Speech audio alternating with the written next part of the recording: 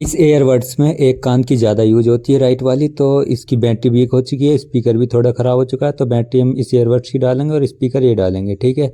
तो इसे खोल लेते हैं और आप देख सकते हो इसकी कितनी सी बैटरी है, और ये दूसरी वाली बड्स की देख सकते हो कितनी बड़ी है।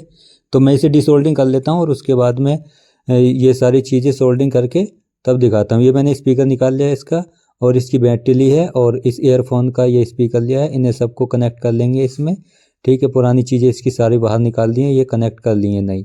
अब मैं इसे जल्दी से बंद कर लेता हूँ, और थोड़ा सा वॉल्यूम हाई रखना है जब मैं इसे कनेक्ट करूँगा, जिससे कि तुम्हें आवाज़ आ सके, ठीक है। तो अब मैं इसे ब्लूटूथ से कनेक्ट करता हूँ। ये चार्जिंग भी अच्छे से हो रही है, तो कनेक्ट हो चुकी है, आप सुन सकते हो।